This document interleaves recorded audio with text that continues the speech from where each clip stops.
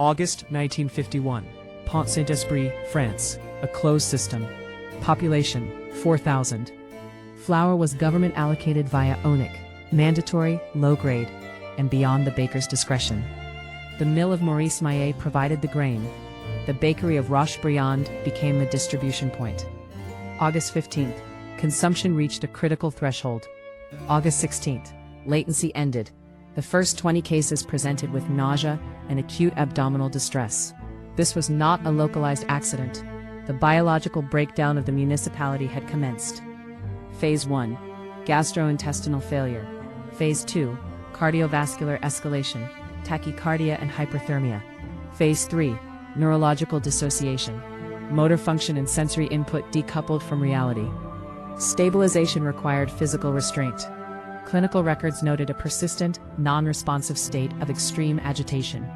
By the 24th, the village had descended into acute psychosis. Containment was reactive and insufficient. 250 individuals were affected. 7 died.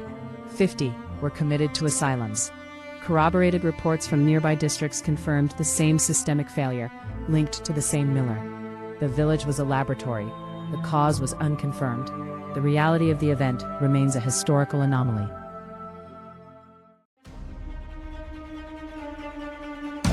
Dans l'ombre des pierres anciennes, le temps murmure, il nous enchaîne. Un écho de gloire s'efface. La solitude a sa place. La solitude.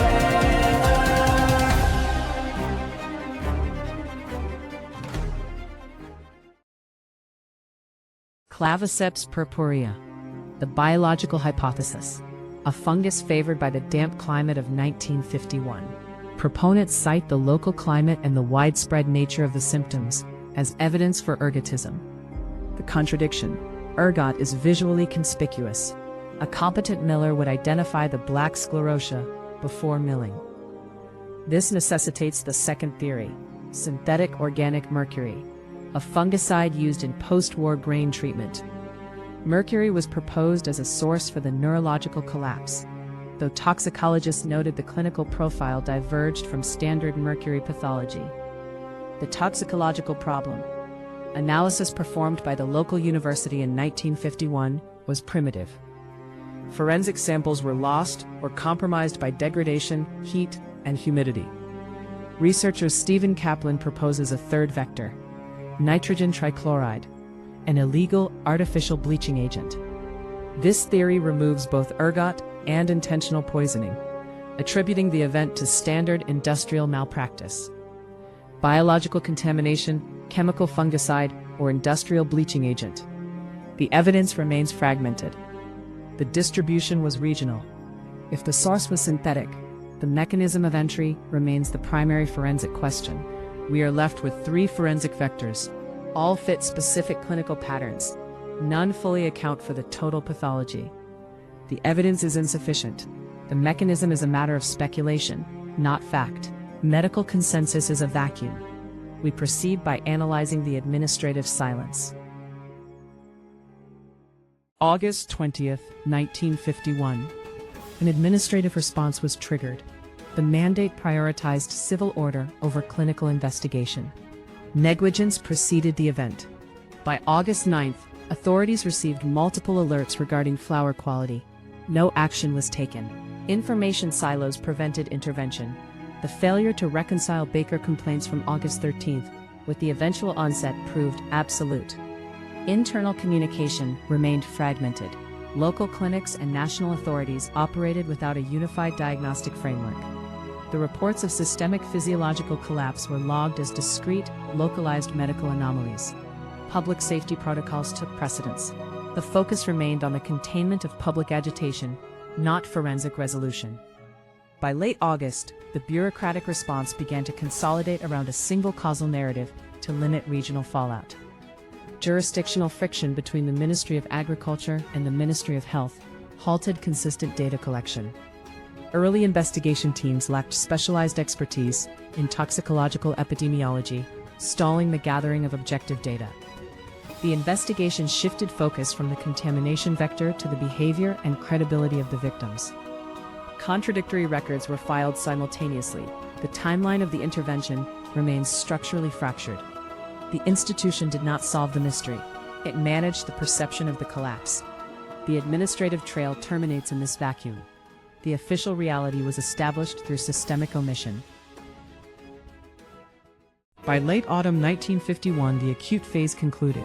The village returned to a surface-level routine. The bakery of Rock Bryant ceased operation. It remained a static physical marker of the event. Social cohesion dissolved. Silence became the dominant social contract. 50 individuals remained interned in regional asylums. No systematic record of their clinical reintegration exists. Legal scrutiny was exhausted. Accountability remained unresolved. Successful prosecutions were not recorded. The administrative burden was dispersed. The legal record remains largely opaque. The cursed bread entered the local lexicon as a taboo. The village shifted from a functional community to a site of shared trauma. External perception ossified. Pont-Saint-Esprit became synonymous with the event.